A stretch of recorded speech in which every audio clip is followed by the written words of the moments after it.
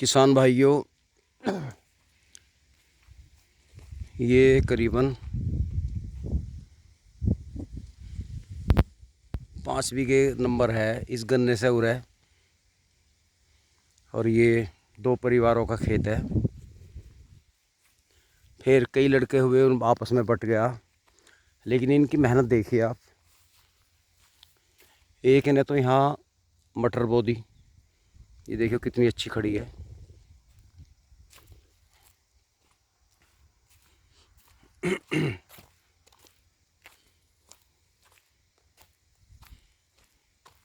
दूसरे का हिस्सा आया, उसने अपनी यहाँ बरसीम बो दी।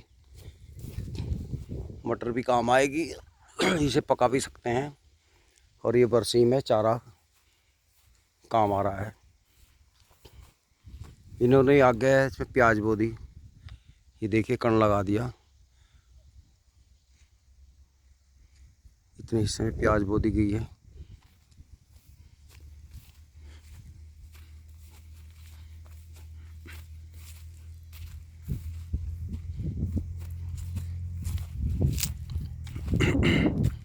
ये भी अगले ने इसमें अपने हिस्से में बरसीम और जई बो रखी है।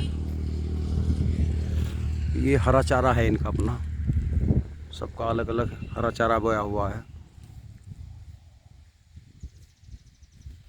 उधर भी हरा चारा बोया हुआ है।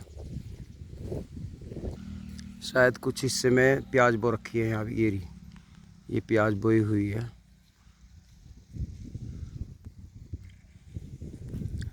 तो मेरा कहना यह है कि किसान को हर फसल बोनी चाहिए। इनके ज़मीन जरा घटती जा रही है, तो इन्होंने अपने सबने साइड बिजनेस पकड़ लिए। इनके अपने जेसीबी भी हैं, ये सैनी परिवार हैं, और डंपर भी बना रखे हैं, एक दो सबने। और सारे भाइयों ने मिलकर 2-3 जेसीबी हैं। एक तो जेसीबी इन्होंने अभी नवी ली है। शायद खेती के भरोसे ये काम नहीं हो पाता। और ज़मीन इन्होंने अपनी बेची नहीं है, थोड़ी थोड़ी आई, कोई बात नहीं, इनकी शान है, बड़ों की ज़मीन है, दादा लाइए। अब देखो मटर बो रखी है, बच्चे आ जा, घूम जा खेतों पे, हरा चारा ले जा घर से, खेत में से, और मटर आएगी, थोड़ी बहुत होवेगी तो फालतू चीज़ को बेच भी दो, नहीं अपने काम में। एक 100 बीघे का किसान अगर गन्ना बो रहा है तो वो मटर की फली नहीं खा सकता। सब्जी वाला आएगा तो फली लेके दाने मुंह में गिर लेगा, बाकी घर के लिए ले लेगा। लेकिन देखो इस किसान की हिम्मत।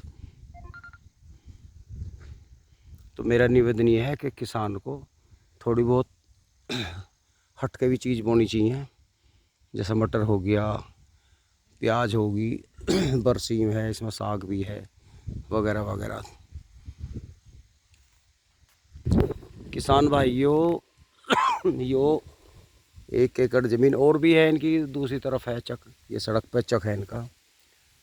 अगर ये सुखबीर और बलकलाल 2 थे, इनके 4-4, 5-5 लड़के हुए, बच्चों ने काम संभाला, अपनी सोच बदली। अगर ये भी इस खेती में मंडे रहते तो भाई गुजारा नहीं था बिल्कुल भी। इन बालकों ने मेहनत करी, घर से निकले, बिना घर से निकले कुछ नहीं होता, रास्ता मिलता चला गया। जब हम एक कदम बढ़ाएंगे तो परमात्मा भी हमारी तरफ हाथ बढ़ाएगा, कुछ ना कुछ रास्ता मिलता है। तो मेरा निवेदन ये है, आपके पास जो भूमि है थोड़ी बहुत भी है, उसे बड़ों की शान मानो, ये तौहीन मत करो कि ये इसमें हमारा गुजारा नहीं होगा। खेती तो अब ये मान लो रोटी मिल सकती है, और रोटी भी मुश्किल है क्योंकि ज़मीन घटती जा रही है। सिर्फ मन की शांति के लिए हम घर से खेत तो बाजा, हमारे बालक हैं वे खेतों में घूम जावे, हमारे खेत एक शान है। बाकी काम तो हमें अपना पेट पालने के लिए, आगे बढ़ने के लिए और ही धंधा करना पड़ेगा। तो मेरा निवेदन यही है, और कहने का तात्पर्य भी यही है। एक मिसाल भी है, इनके सारों का मिलकर ये चाचा ताऊ के 8-9 भाई हैं। शायद ज़मीन 1 बीघा आती हो मुश्किल से, 1-1, 1.5 बीघा। लेकिन आज हमारे गांव में कम से कम 15-16 तो इनके ट्रैक्टर डंपर हो रहे सारों के।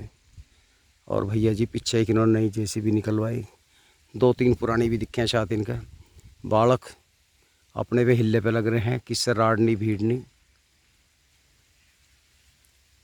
तो मेरा यही निवेदन है, यही कहना है कि किसान भी अगर आप हैं या गांव में ज़मीन नहीं है, मजदूरी कर रहे हैं, तो कुछ ऐसे काम की सोचें। हम नहीं कर पा रहे तो अपने बच्चों को ऐसी लाइन पे लगाएं कि वो आगे तरक्की करें, उसे कुछ काम सिखाएं। कई हमारे यहाँ मज़दूरों के बालक सैनिटरी का काम करने लगे, आज बड़े खुश हैं। और तो कोई काम छोटा बड़ा नहीं होता। कई लड़के हमारे यहाँ ढोल बजाने का काम करते हैं, उन्होंने उसे इतना बढ़िया सीख लिया कि आज उनको दूर दूर तक बुलावा आता है। तो दोस्तों मेरी बात अच्छी लगी हो तो ज़रूर एक दूसरे को बताना, समझाना। अगर आपके पास ज़मीन कम है तो हताश मत होना, आपको तो समय दिया है परमात्मा ने, आप और भी कुछ कर सकते हो। ये जो आज आंदोलन चल रहा है दिल्ली में, कुछ मेरे भाई सोचते हैं बड़े बड़े ट्रैक्टर हैं, बड़े बड़े फार्मर हैं, इन्हें खेती में प्रॉफिट नहीं हुआ। मैं जानता हूँ, किसान हूँ। इनके एक दो लड़के घर से बाहर चले गए, विदेश भेज दिए इन्होंने। उस चाहे कोई ड्राइवरी कर रहा है, कुछ भी कर रहा है। कारण क्या है? बाहर इनकम ज़्यादा है।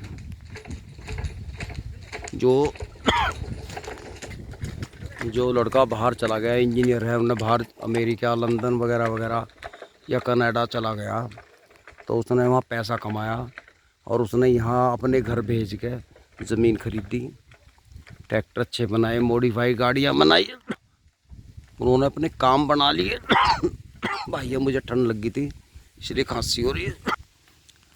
तो आप अगर विदेश नहीं जा सकते तो अपने देश में बहुत ऐसे बिजनेस हैं, आप कर सकते हैं, आगे बढ़ सकते हो। लेकिन इसके लिए आपको ही सोचना होगा, एक लाइन पकड़नी पड़ेगी आपको कि मैं क्या कर सकता हूँ। मेरे भाइयों, जो किसान सिर्फ गन्ने में लगा हुआ है उसे या तो मील का रेट मिलेगा या कोल्लू का वही 250-250 रुपये का मिलेगा, इससे ज़्यादा उसे कुछ नहीं मिलने वाला। अगर उसे गुजारा ही करना है तो लगा रहो खेती में। बाकी अगर ज़्यादा तरक्की करनी है तो भाई कुछ ना कुछ साइड बिजनेस ढूंढना पड़ेगा और ये खुद तय करना पड़ेगा मैं क्या कर सकता हूँ। कुछ मेरे युवा वर्ग भटकते फिर रहे हैं, एक जीवन का एक मकसद बना लो, मुझे क्या करना है। काम ऐसा सोचो जो जल्दी शुरू हो जा, वरना पूरा जीवन लग जाता है, सपने पूरे नहीं हो पाते। तो भाइयों, बात अच्छी लगी हो लाइक कर देना। नमस्कार।